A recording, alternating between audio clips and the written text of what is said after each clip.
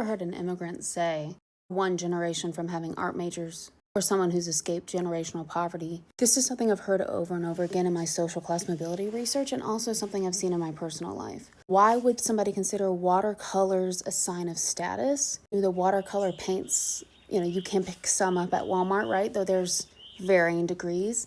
Having time to paint is a sign of leisure. Have leisure time. That you still have mental energy in that leisure time. That if you can go to school for something like an art or some of the liberal arts, it is seen as a sign of status because those fields are hard to break into and make money if you do not have the social connections. And I've made several videos, I think they're in my academia playlist, about how this is like a catch-22 for the working class, is that even people who go to college are pushed to go into non-liberal arts degrees, right? Are pushed to go for very recently was software engineering, right? Because those have a quicker return on investment. You're likely to make more money in a shorter period of time. Things like history, psychology, art, unless you already have the connections, it's very difficult to break through. However, if you do very well in them, you can do extremely well. The clientele for something like art is usually very high end, if it's enough to make a living off of.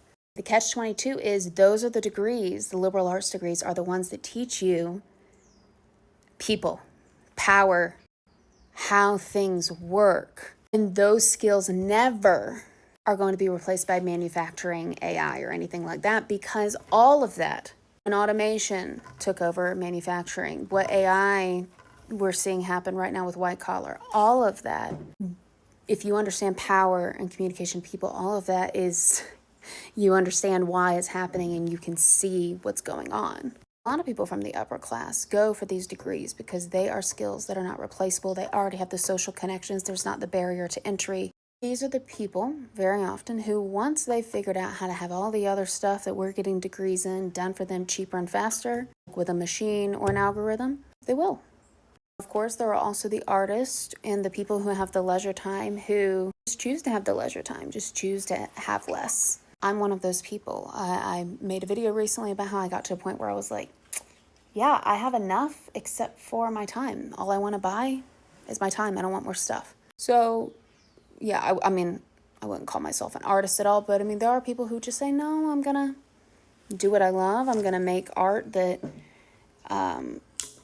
isn't necessarily going to be sold to some rich person, but is going to have meaning and maybe support a community. Those people absolutely exist, and those people are often incredibly brave and understand a lot of the people and power dynamics.